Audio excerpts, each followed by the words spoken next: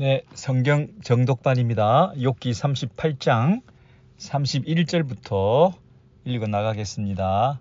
한 절 한 절 성경 정독반입니다. 31절 네가 묘성을 메어 묶을 수 있으며 삼성의 띠를 풀 수 있겠느냐. 하나님께서 욥에게 계속 질문하고 있습니다. 욥이 하나님을 상대로 질문들을 많이 했었는데 거꾸로 하나님께서 욥에게 수사적인 질문, 뭐뭐 하겠느냐, 답은 뻔한 거죠. 못한다는 것이고, 누가 했겠냐? 아무도 없다는 거죠. 하나님이 하셨다는 거죠. 그렇게 스스로 답을 찾아갈 수 있도록 질문을 계속 던지고 있는데, 지난 30절까지는 물이 어떻게 하늘에서 내려왔느냐, 우박으로, 이슬로, 비로, 이렇게 여러 가지 다양한 방법으로 이 땅에 물을 허락해 주시는데, 그것을 누가 낳았냐, 누가 그 비의 압이냐, 다양한 방법으로 이 땅에 그 물이 쏟아지지만, 다양한 방법이라고 해서 여러 원천이 있는 것이 아니라 한 아비에 의해서, 하나님에 의해서 그것들이 각각 필요한 목적대로 이 땅에 주어지고 쏟아 부어지고 있다, 이렇게 설명을 했죠. 설이며 얼음이며 안개며 우박이며 이슬이며 비며 심지어 번개며 하는 것들이 어디에서, 누구에 의해서 이 땅에 내리고 있느냐, 이런 질문을 했었는데, 이제는 31절부터는 하늘의 별들로 우리의 그 시선을 옮기게 만듭니다. 그래서 묘성을 메어 묶을 수 있느냐, 네가. 묘성이라고 하는 것은 한글로 묘라는 것은 이 별자리를 말하는 한자어인데요. 이것을 다른 성경에는 북두칠성이라 이렇게 번역을 했는데, 요건 좀 번역이 잘못된 것 같습니다. 그냥 묘성, 그러면 묘성이라고 하는 것은 그 북두칠성처럼 물론 생겼는데 6개, 7개 별처럼 이렇게 모여 있는데, 흔히 칠공주별이라 이 서양에서는 그렇게 말합니다. 그리고 한국에서는 점생이 별이다, 그렇게 말합니다. 점스럽게 자잘한 별들이 모여 있다 해서 붙여진 이름입니다. 점생이 별이라, 한자어로는 묘성이라 이렇게 얘기를 하고 있어요. 일본에서는 이것을 스바루라고 합니다.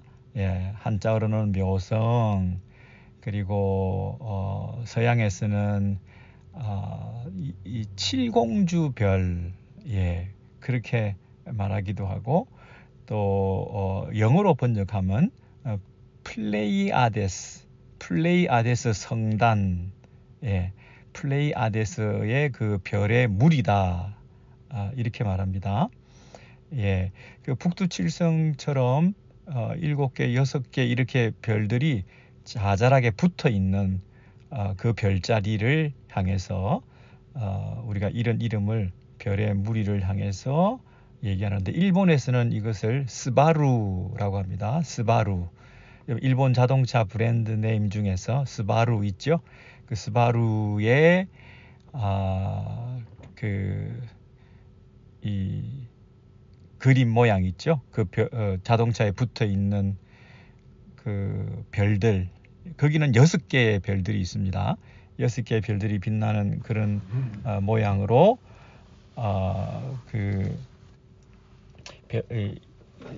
자동차의 마크로 이렇게 삼았는데요. 그게 다 뭐냐면 이 묘성을 가리키는 것입니다. 그래서 이 플레이아데스라는 그 별자리, 그 점생이 별자리, 묘성, 요렇게 묶여져 있는, 그러니까 이게 별들이 하나의 무리를 이루고 있다. 그래서 묶었다 그랬죠. 네가 묘성을 메어 묶을 수 있으며 그랬잖아요. 이전 번역에는 네가 묘성을 메어 떨기되게 하겠느냐 그랬잖아요. 개역 한글에는 묘성을 메어 그 6개, 7개 작은 자잘한 별들을 하나의 성단으로 묶어져 있다. 그래서 그걸 떨기되게 하겠느냐 이렇게 말했죠. 떨기, 여러분 떨기 꽃이라는 말 들어보셨죠? 한 덩어리로 뭉쳐진 꽃을 말할 때 떨기꽃이다 그럽니다. 하나의 꽃 같지만 자세히 보면 수십 개, 수백 개의 꽃들로 이루어진, 예를 들면 수국 같은 꽃 있죠. 그것은 별들이 무리를 지어서 작은 자잘한 별들이 모여 있는 것을 상징하기 딱 좋은 그런 말이죠. 그래서 떨기 하나로 묶어놨다. 그래서 네가 묘성을 메어 묶을 수 있으며 할 때 이 묘성은 바로 그 플레이아데스 성단에 속한 자잘한 별, 황소자리라고 하죠. 거기에 속해 있는 점생이 별 무리들이라고 얘기합니다. 그래서 점생이라는 말 아까도 말씀드렸지만 별들이 자잘하고 좀스럽게 모여 있다 해서 한국에서는 점생이 별이라고 얘기하죠. 스바루 6개 그 브랜드 그 별자리가 찍혀 있는 거 상호 보셨죠? 그래서 그 별무리가 이렇게 떨기로 묶어져 있다는 거죠. 지금 시대는 천문학이 발달하고 천체 망원경이 많이 발달해서 이 별자리를 쉽게 관찰할 수도 있지만 그 당시에 이미 하나님께서 처음 만드실 때부터 이것을 하나의 별자리로 묶어 두셨다. 그 당시에 이렇게 잘 관찰할 수 없는 상황 속에서도 그때도 당연히 이것은 하나의 별자리로 이렇게 묶어져 있는 것으로 이해되고 있었다는 걸 알 수가 있죠. 여기서 네가 묘성을 메어 묶을 수 있으며 네가 묘성을 메어 떨기되게 할 수 있겠냐. 하나의 떨기꽃처럼 이렇게 별자리들을 그 묘성을 함께 움직이도록 이렇게 하는 건 네가 했냐. 그렇게 말하는 거죠. 그 다음에는 삼성의 띠를 풀 수 있겠느냐 할 때도 여기 삼성 하는 것은 별이 3개라는 뜻인데 이 삼성이라고 하는 것은 오리온 별자리를 말합니다. 삼성, 오리온 별자리. 왜냐하면 그리스 신화의 사냥꾼이 오리온이잖아요. 그래서 서양에서 이것을 이 오리온 자리라고 얘기하거든요. 마치 오리온이라는 그 사냥꾼이 허리띠를 찬 것 같이 그 별 3개가 그 허리띠를 허리띠 자리에서 이렇게 옷을 띠고 있는 것 같은 그 허리띠 모양을 벨트, 오리온스 벨트라 그러죠.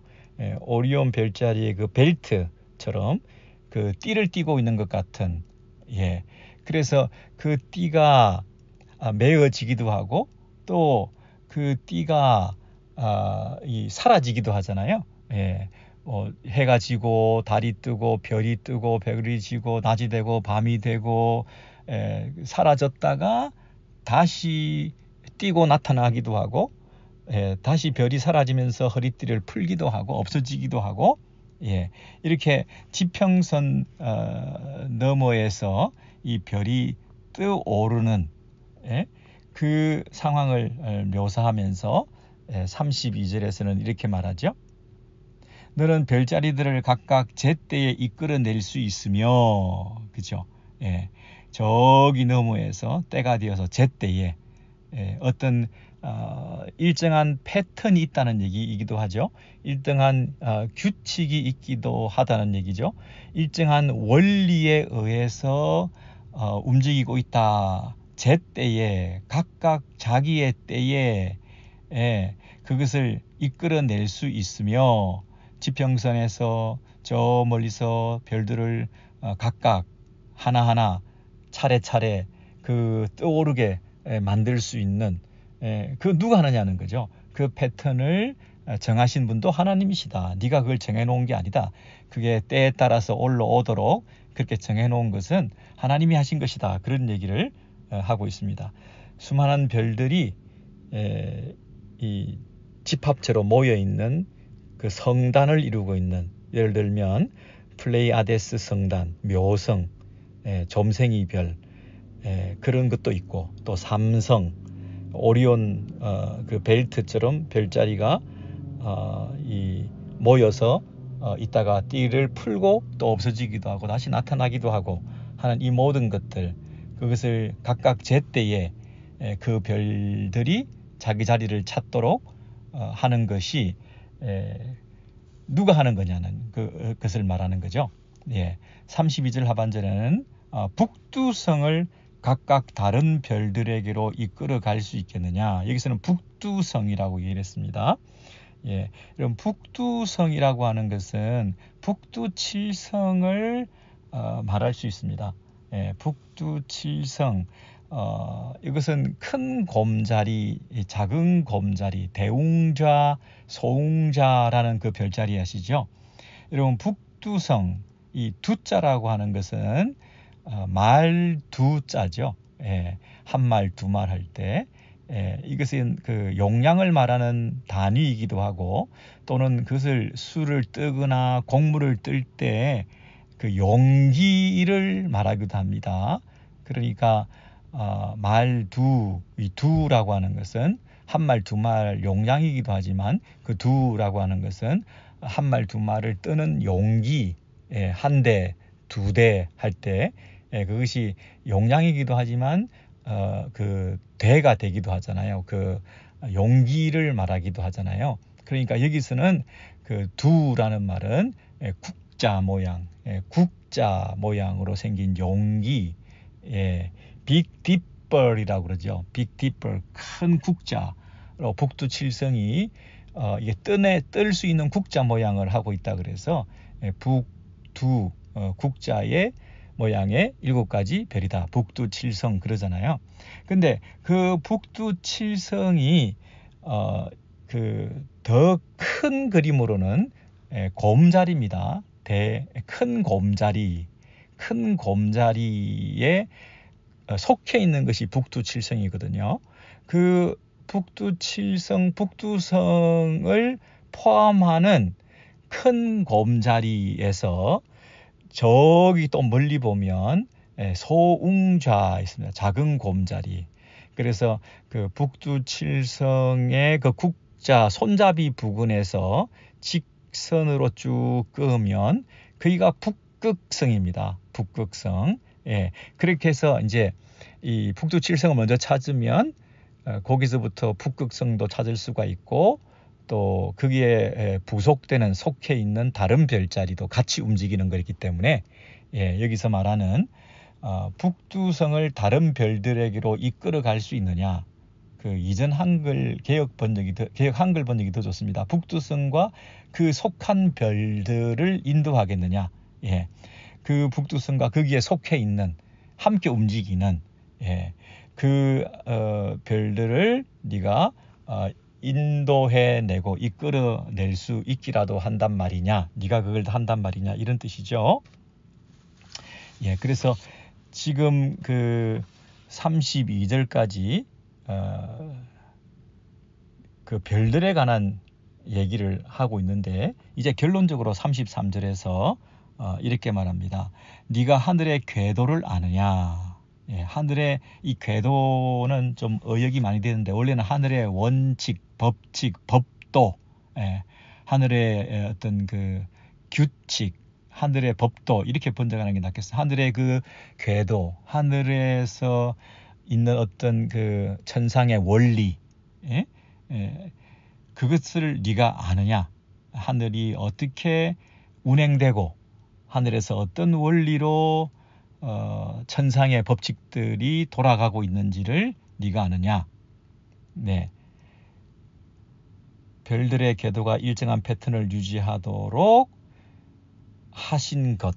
이게 이제 그 천문학적인 이 어떤 별들과 관련된 것일 수도 있지만 사실은 조금 더 확대해서 비유적으로 늘 우리가 생각하면 별들은 그 천사들을 가리키고 하나님의 종들, 하나님의 사자들, 천상의 어떤 그 실존들을 말할 때도 있습니다.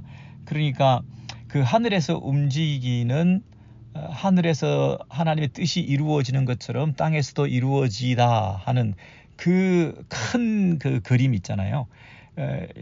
하늘의 뜻이 땅에서도 이루어지다, 이것이 우리가 기도하는 내용인 것처럼 항상 이 지상적인 것은 따로 움직이는 것이 아니고 독립적으로 움직이는 것이 아니라 하늘에서 하나님 아버지의 뜻이 온전히 이루어지는 것을 이 땅에서도 하늘과 땅이 통일되게 하려 하심이라 라고 하는 그 신약의 가르침처럼 이 하늘과 땅 전체를 함께 운행해 가시고 통치해 가시는 하나님의 나라, 하나님의 통치, 하나님의 어떤 이 세상을 격려해 가시는 당신의 뜻 가운데 있다는 것이죠. 하늘 따로 땅 따로가 아니라, 예. 그리고 땅이 먼저가 아니고요.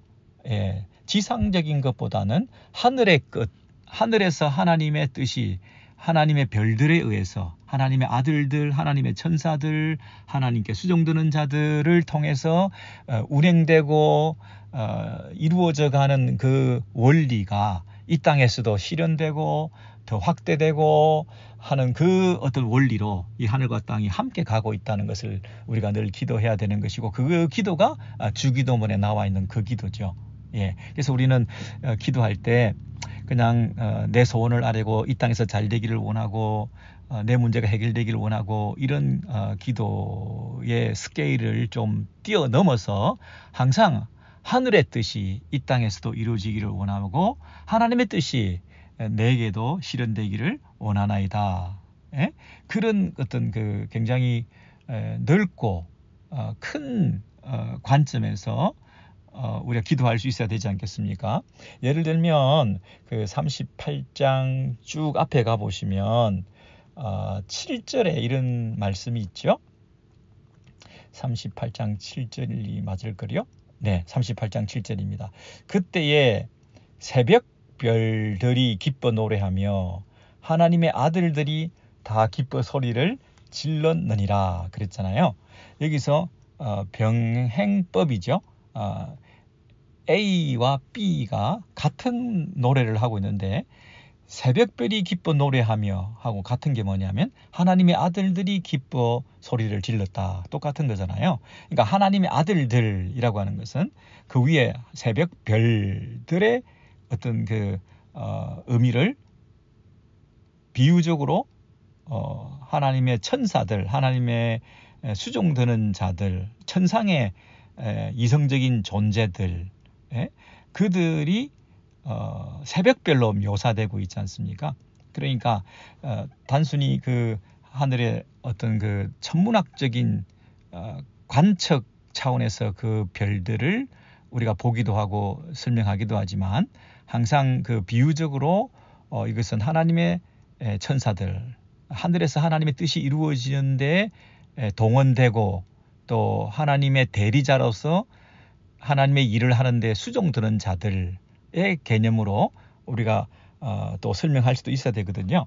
그러니까 아까 이 33절로 다시 돌아오시면 그 하늘의 그 궤도라고 얘기했던 하늘의 법도를 네가 아느냐 하는 것은 단순히 이 별들이 어떻게 움직이고 그 궤도를 따라서 패턴을 따라서 움직이고 있느냐 이런 뜻도 있겠지만 33절 하반절을 보시면 하늘로 하여금 그 법칙을 땅에 베풀게 하겠느냐, 이게 땅 나오잖아요. 하늘과 땅이 서로 대조되고 있죠. 하늘의 그 궤도가, 하늘의 법도가 그 하늘로 하여금 그 법칙을, 그 권능을 땅에 적용시키게 되는 것을 네가 아느냐. 따로 노는 것이 아니라 함께 가고 있는 것이고, 이 땅이라고 하는 것은 하늘의 뜻이 이 땅에 이루어지도록 하는 적용의 대상이 되고 통치의 대상이 되고 하나님의 섭리의 대상이 되고 있는 것이다. 땅 따로 하늘 따로가 아니다. 하늘을 다스리는 그 질서가 이 땅에 온전히 이루어지는 것, 이것을 지금도 이루어 가신다. 예, 그렇게 33절을 해석해야 이 설명이 잘 될 것이라고 생각되죠. 네, 그래서 이 천체들이 당시에는 그 점성술 이런 것들이 뭐 요즘도 그때도 많이 발전했기 때문에 다른 뭐 미래를 예측한다든지 이 땅에서 기륭사에 대해서 설명할 수 있는 길이 없을 때 뭔가 끈앞을 뭔가 지푸라기라도 잡는 심정으로 확신을 줄 수 있기 위해서는 어떤 신뢰와 믿음의 근거와 대상이 있어야 되는데, 그것이 하늘에 있는 존재, 하늘의 어떤 그 높은 곳에 우리의 손이 닿지 않는 영역에 있는 신비하고 초월적인 존재인 그 별들의 움직임에 의해서 지금 이 땅이 통치되고 영향을 받고 이 하늘과 땅이 연결되어 있다고 하는 그런 점성술에 많이 의존하지 않았겠습니까? 이해가 되시죠? 이 땅을 사는 사람들이 하늘의 어떤 그 근거 삼을 만한 그 무언가를 찾으려고 할 때 그것은 당연히 별이죠. 그 별이 어떤 별자리냐, 그리고 그 별이 이번에는 밝으냐 아니면 어두우냐, 불길하죠. 그리고 저 별자리와 저 별자리가 평소보다 거리가 가까워졌냐 아니면 멀어졌냐에 따라서 이런저런 그 별자리들의 이름을 정하고 그 별의 의미를 부여한 채 그 의미 부여를 하늘에서부터 징조로 사인으로 주시고, 그것이 이 땅에 영향을 미치고 미래를 예측할 수 있는, 그리고 재난을 피하고 또 성공을 기대할 수 있는, 그래서 뭐 밝으면 그 별이 밝으면 추수의 그 풍작을 기대하고, 어두우면 어떤 재앙과 흉년의 어떤 그 가능성이 있을 수 있다고 하는 그런 것을 예측하는 그런 고대의 그 분위기를 우리가 잘 안다고 한다면, 지금 하나님께서는 그런 것이라기보다는 인간이 뭔가를 의지하기 위해서 하늘의 별을 보고 이 땅에 어떤 삶에 유익되게 하려고 하는 그런 적용을 하기도 하지만, 그러나 사실은 하늘의 법칙, 하나님의 세상, 하나님이 세상을 통치하고 다스리시는 그 하늘의 법도라고 하는 것이 이 땅에 영향을 미치는 그 하나님의 동일하시고 하나된 하나님의 섭리와 통치라고 하는 것이 있는 것이지, 이 별들만 의존해서 별들의 움직임에 의해서 이 땅에 그것이 적용되고 그것에 그 자신의 그 미래를 맡기고 운명을 개척하고 하는 그런 방식으로 사는 것이 옳지 않다라고 얘기하는 거죠.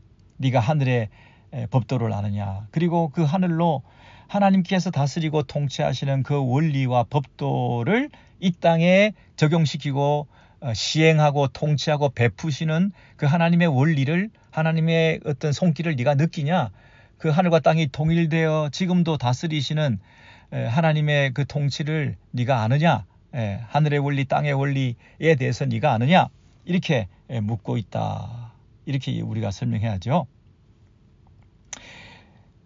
자, 여기까지가 33절까지가 하늘의 별과 관련해서 하나님께서 이 당신의 그 능력과 지혜를, 그리고 이 세상 가운데 있는 당신의 하나님 되심에 대해서 설명해 주고 있습니다. 묘성, 삼성, 뭐 북두성, 예, 이런 별들의 이름들을 여기서 우리가 살펴보기도 했는데요. 예, 과연 하나님께서 이런 별들의 이름을 일일이 얘기하면서 어떤 천문학의 강의를 하고 계시는 걸까요? 하나님께서 하늘의 그 어떤 법칙을, 신비하고 오묘한 것을 우리에게 강의하고 풀어주면서 이런 별자리 설명해주고 있는 차원이 아니겠죠. 예, 뭐 천문학이 발달하지 않고 망원경도 없던 그런 시대에 하나님께서 지금 우리가 발견하고 관측할 수 있는 수준 이상으로 하나님께서 지금 그 떨기, 뭐 매느냐, 푸느냐 하는 그런 별자리에 대해서 이미 다 얘기하고 있다고 해서, 야, 과연 성경은 진리구나, 성경은 과학적이구나, 여기 바로 이 별자리에 대한 설명도 있으니까 하나님이 만드셨으니 정말 하나님은 위대하시구나, 그런 어떤 그 감탄을 자아내게 하기 위한 것이라기보다는, 여기서 말하고자 하는 것은 이 모든 것의 배후에 우리가 생각하지 않았던 하나님의 그 한 분 섭리가 있다는 거, 그 각기 다른 별자리들이 하늘의 어떤 그 존재들이 많이 있지만, 그것을 동일하게 하나로 묶고 별자리로 모으고 그 띠를 풀고 이끌어내고 제때 올라오게 하고 뜨게 하고 하는 그 모든 일을 하시는 분은 한 분 하나님의 관리하에 있다. 그 하늘의 어떤 원칙이라는 것, 그 한 분 하나님께서 이 모든 일을 하고 계신다. 그것을 설명해 주는 것 같아요. 아까 별들 얘기하기 전에 물 얘기했잖아요. 예, 비, 이슬, 우박 뭐 이런 것들이 다양하게 이 땅에 우리에게 도움이 되고 있지만, 그러나 그 모든 다른 형태의 물이 이 땅에 내려오기 전에 그것을 창고에 두시고 그것을 우리에게 부어주시는 분은 한 근원이신 한 분에게서 그것이 나온다는 거 아니었습니까? 예. 그래서 그 하늘에서 부어주는 그 땅을 적시는 그 물의 존재처럼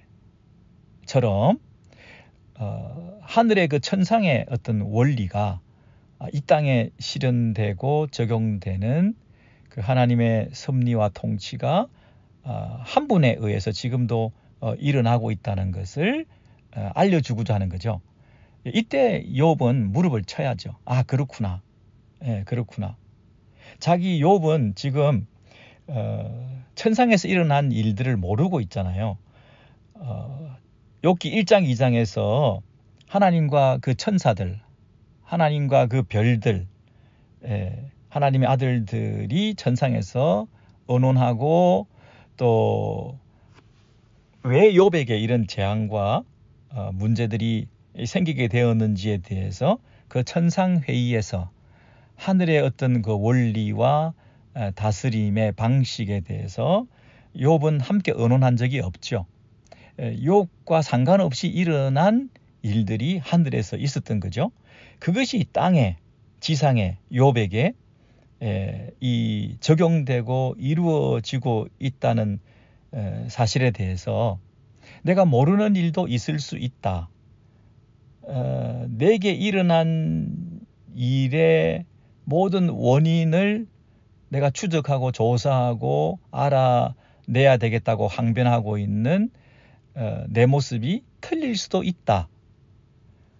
하나님이 이렇게 하시면 안 된다고 스스로 선악에 대한 기준을 설정하고, 나는 죄가 없는데 무죄한 자에게 이런 재앙을 내리신 것은 옳지 않다고 하는 욥의 항변에 대해서 네가 과연 옳다고 선하다고 얘기하는 것을 근거로 하나님의 악함을 주장하는 것이냐? 네가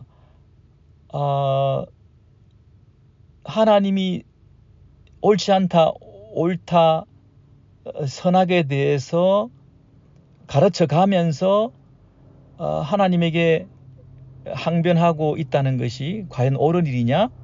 그런 얘기를 지금 말씀하시는 것 같아요. 욥이 사실은 그 9장에서요. 여러분 9장을 한번 가보시면 욥기, 여기 찾아보셔야 되겠습니다. 욥기 9장에서 5절부터 한번 보시겠습니다. 이건 꼭 찾아보셔야 되겠네요. 욥기 9장 1절부터 보시면 더 좋겠습니다. 욥기 9장입니다. 욥이 대답하여 이르되 진실로 내가 이 일이 그런 줄을 알거니와 인생이 어찌 하나님 앞에 어려우랴. 감히 이 하나님 앞에서 인간이 찍소리도 못한다. 그런 뜻입니다. 하나님 앞에서 감히 뭔가 자기의 의를 드러내기에는 너무나 그분은 크신 분이시다. 그런 얘기를 하고 있습니다.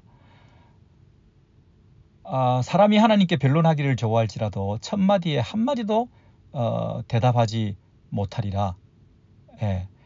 이 첫마디에 한마디도 대답하지 못한다는 말은 상대가 안 된다, 찍소리도 못한다, 감히 필적할 수가 없다, 그런 뜻이죠. 왜냐하면 하나님은 너무 마음이 지혜로우시고 힘이 강하시니 그를 거슬러 스스로 완악하게 행하고도 형통할 자가 아무도 없다는 거죠. 너무 힘이 강하시고 그분 앞에서는 우리가 이 힘을 쓸 수가 없는, 감히 그분 앞에 우리가 하나님과 겨루어서 우리가 무사할 수가 없다, 이런 뜻이죠. 그래서 그분은 주로 어떤 분이냐면 진노하시는 분이다.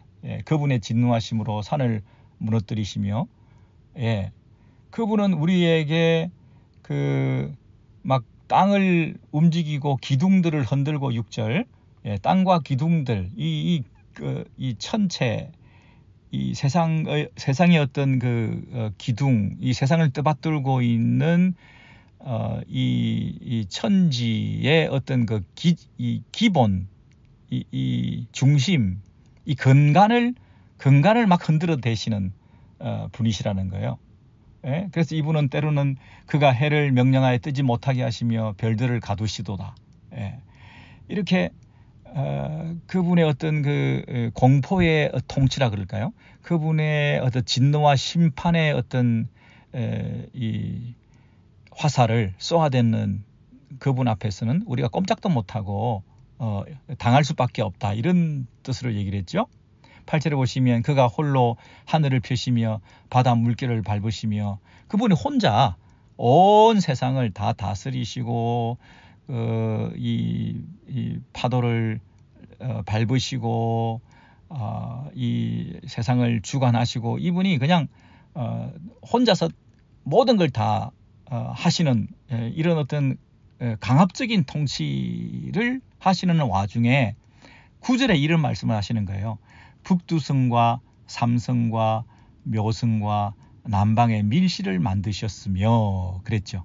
아까 여기 욥이 북두성, 삼성, 묘성 이 별자리에 대해서 9장에서 언급한 것을 염두에 두셨는지 하나님께서 아까 38장에서 그 북두성, 삼성, 묘성 이 별자리에 대해서 언급하고 계시는 거예요.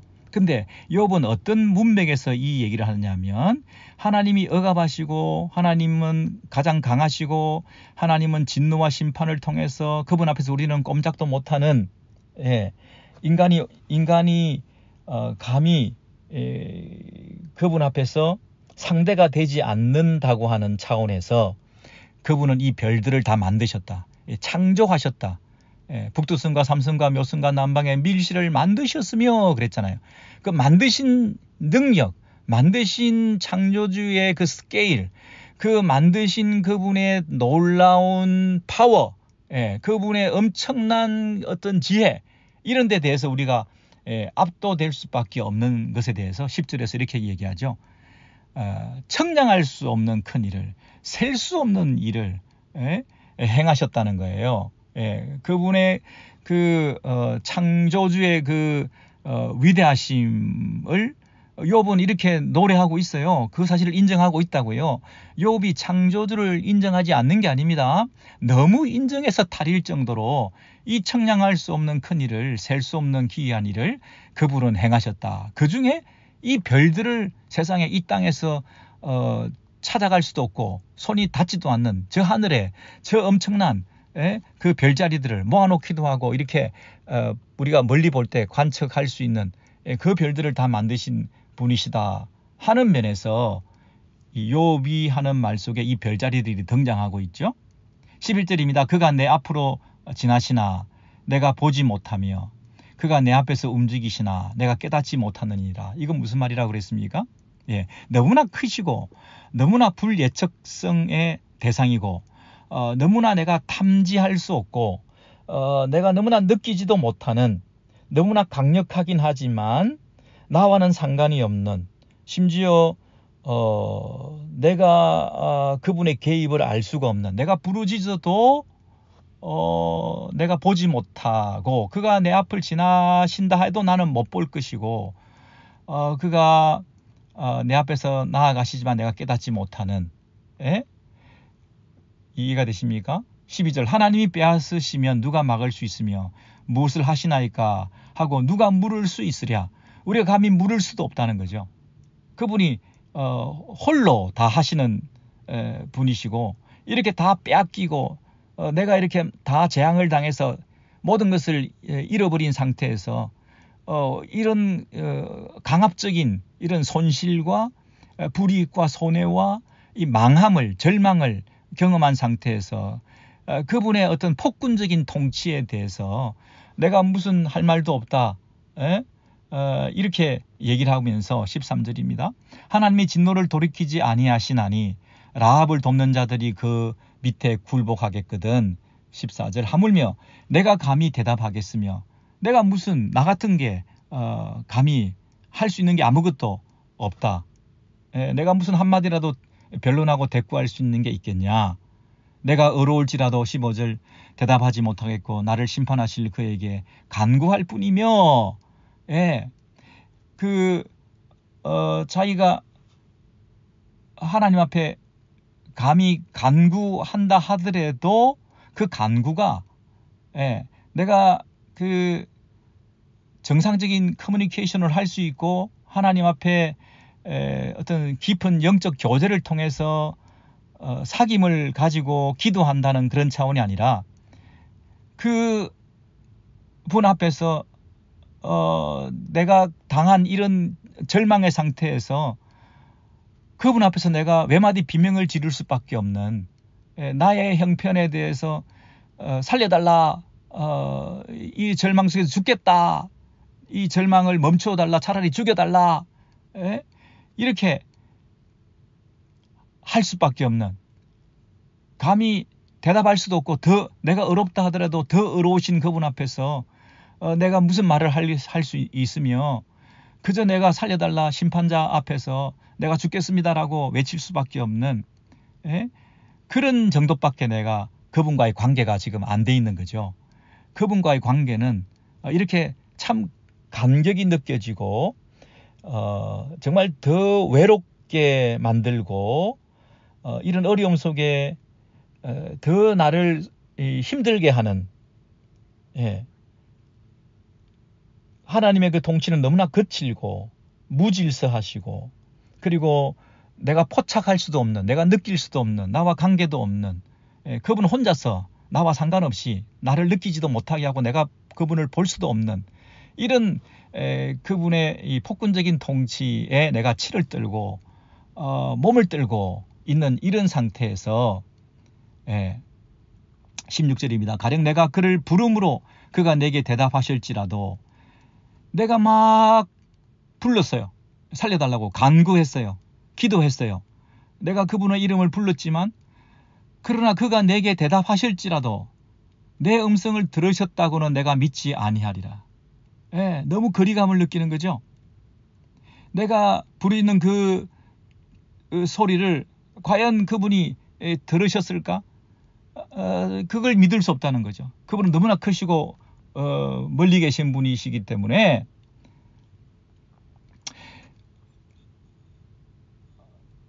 이런 괴로움 속에 있는 믿을 수 없는 이런 하나님과의 관계. 그래서 17절에 그가 폭풍으로 나를 치시고 까닭없이 내 상처를 깊게 하시며 그 얘기를 쭉 계속하고 있는 거죠. 숨 돌릴 틈도 주지 않고 온갖 괴로움으로 나를 채우시고 18절. 이런 맥락에서 욥기 9장에서 그 별자리를 만드신 분으로 설명하고 있잖아요.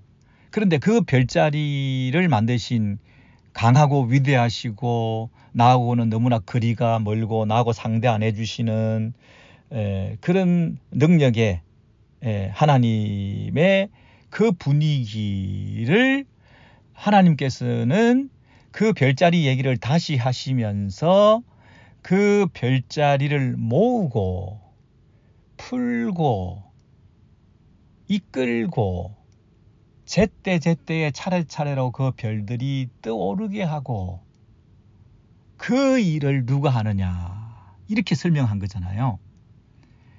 그러니까 하나님께서는 막 몰아세우는 하나님이 아니라 너무나 섬세하고 너무나 순서대로 질서 있게 그리고 아름답게 이 세상을 경영하시고 인도해 내시며 하나하나 당신의 선하신 뜻 가운데서 이 일을 하시며 풀기도 하시고 매기도 하시면서 그 하늘의 그 규례, 하늘의 어떤 패턴, 하늘의 어떤 법도, 하늘의 그 궤도 원칙을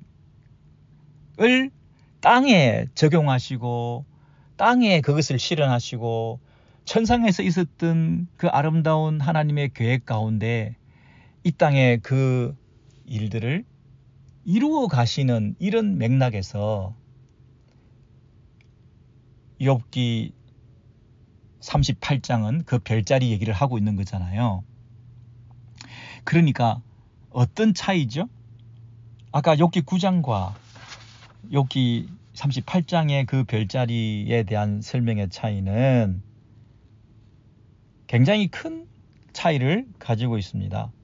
아까 욥기 9장은 너무나 큰 거리감을 느끼는 하나님과 욥의 간격, 하나님 너무나 멀리 계시고 내 음성을 듣지 아니하시고 그런 하나님, 그가 하시는 일이 하늘에서 그 별들을 만드시고 하신 일이 이 땅에서 나하고는 상관이 없고 나를 모른 척 하시고 내가 불러도 대답도 안 하시고 내 앞을 지나가도 내가 보지도 못하고 하는 그런 너무나 욥으로서는 감당하기 어려운 그리고 자신에게 주어진 이 재앙, 자신에게 주어진 이 폭풍으로 가닥없이 치시는 내가 당한 이 땅에서의 상처, 내 형편이 너무나 고통스러워서 이 하나님의 그 의도를 모르겠다고 절망하고 있었는데 38장에서는 하나님께서 욥에게 뭐라고 얘기하시냐면 그 별자리들을 하나하나 친히 주장해 가시는 그 하나님께서 이 땅에 그 일들을 적용해 가시는 그 하나님을 우리가 믿는다면 이 땅에서 일어난 일들이 하나님의 섬세하신 손길 가운데 일어난 일이고 하나님의 뜻 가운데서 하나님의 선하신 의도 가운데서 일어난 일이기 때문에 네가 그것을 어떻게 선하다 악하다 내게 일어난 재앙이 있을 수 있는 일이다 있을 수 없는 일이다 이런 일을 행하신 것은 하나님이 옳지 않다 이런 말을 할 수가 있겠냐. 예를 들면 천상회의를 통해서 하늘에서 일어난 그 사탄과의 이야기며 하나님의 천사들과의 그 이야기가 너는 모르지 않냐. 그러나 이 땅에서 너에게 일어난 그 재앙이 하나님의 큰 뜻 가운데, 지혜 가운데 악을 제한하시고 사탄의 영향권을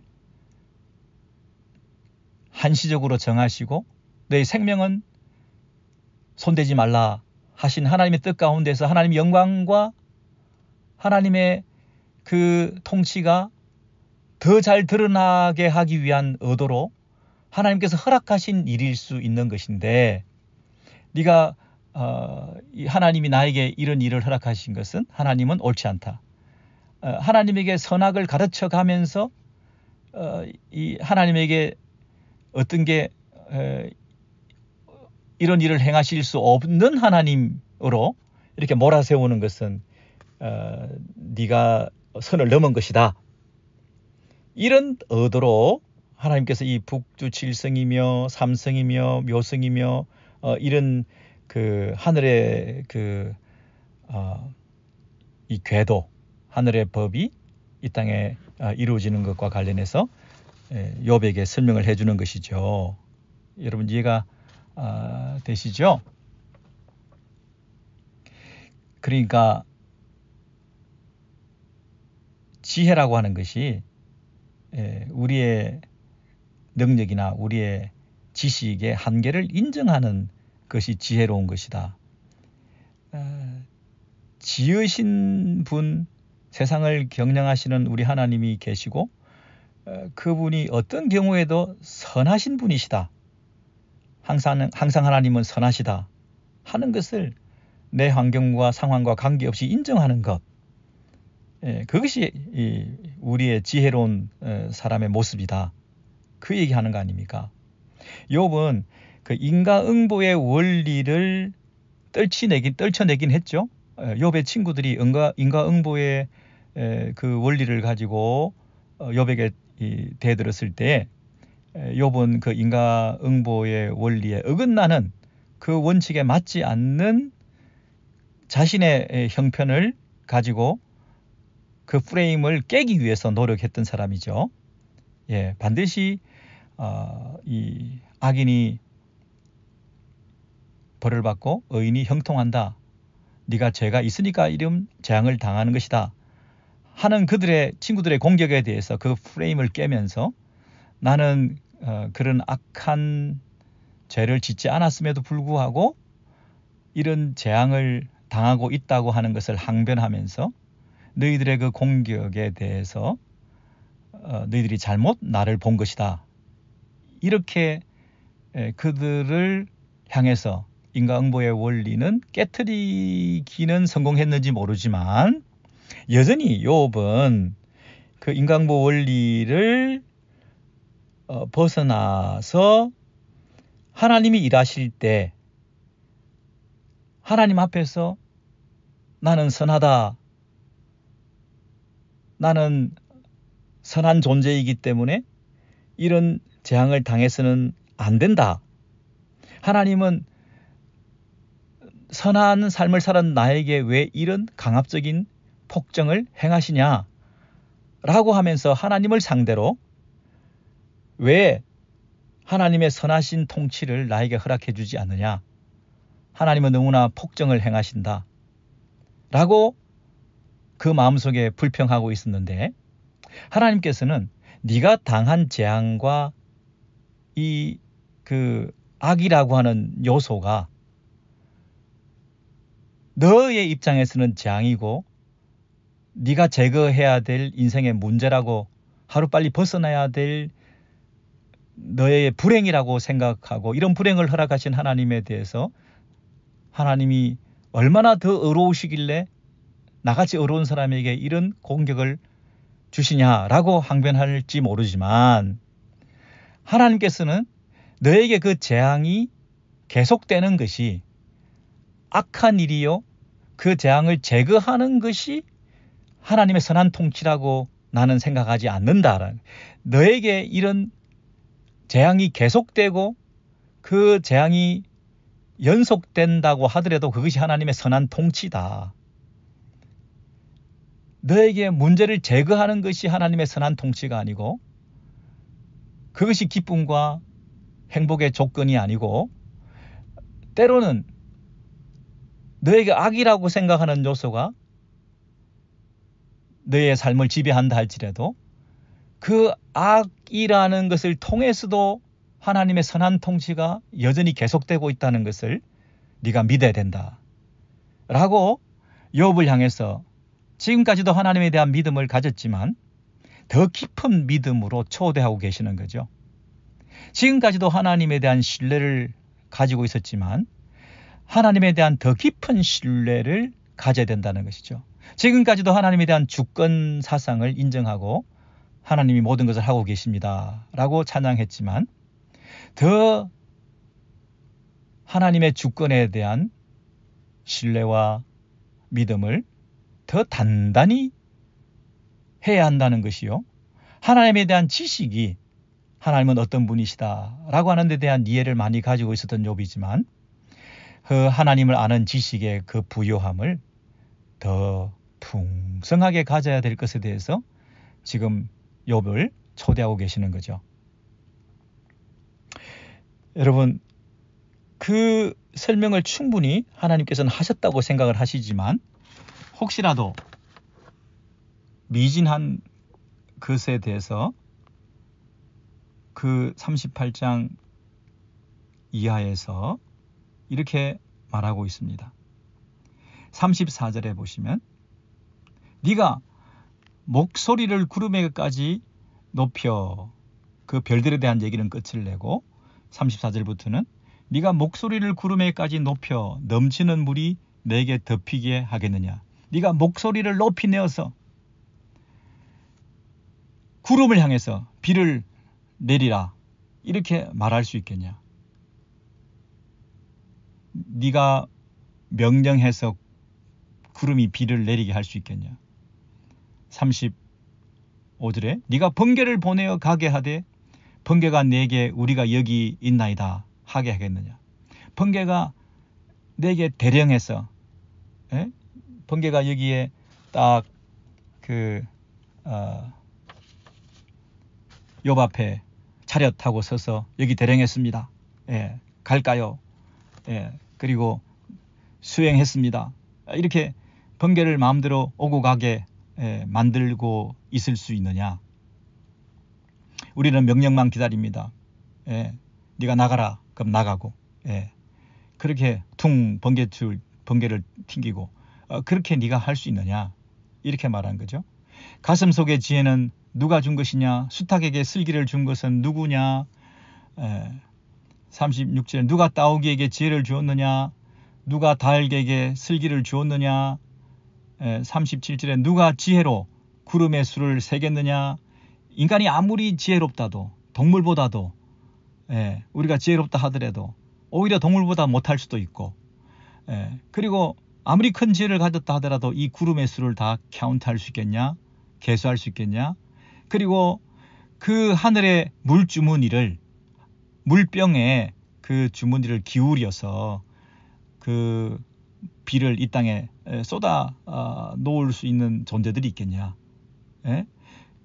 누가 명령을 해서 그것이 비를 내리게 하고 번개를 치게 하고 그렇게 할 수 있는 존재는 아무도 없다.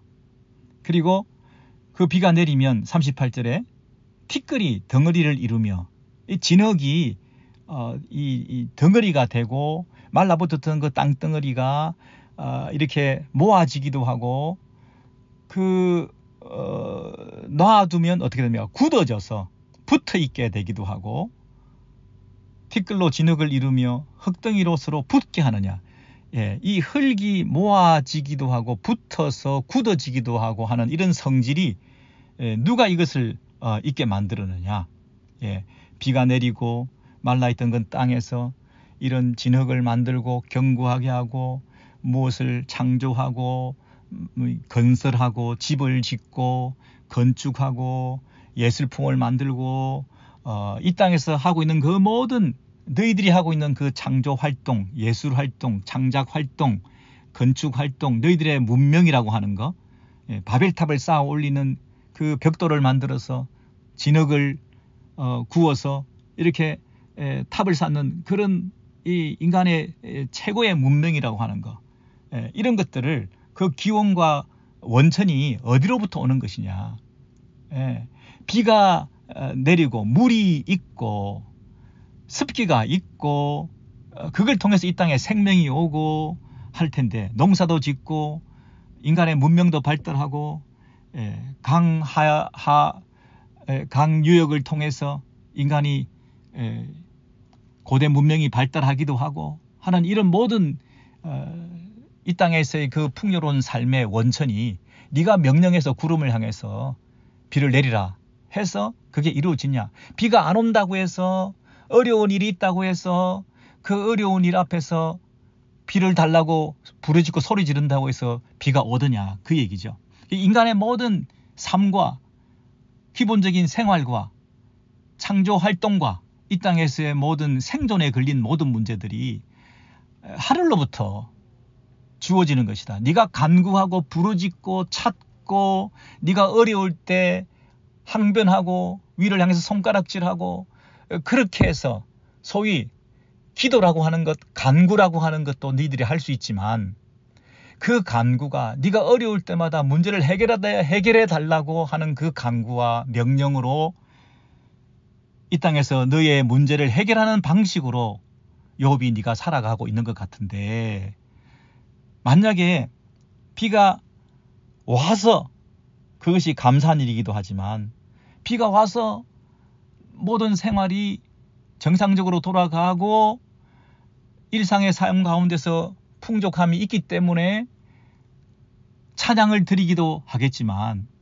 네가 명령해서 비를 오게 한 것이 아니기 때문에, 그리고 어려운 일이 있다고 해서 네가 명령해서 비를 내릴 수가 없는 것이기 때문에, 비가 안 오는 상황에서 메마름이 계속되고 절망이 계속되는 그런 삶을 살아도 그것도 하나님의 뜻 가운데서 일어난 일인 것을 알고 찬양을 할 수 있겠냐.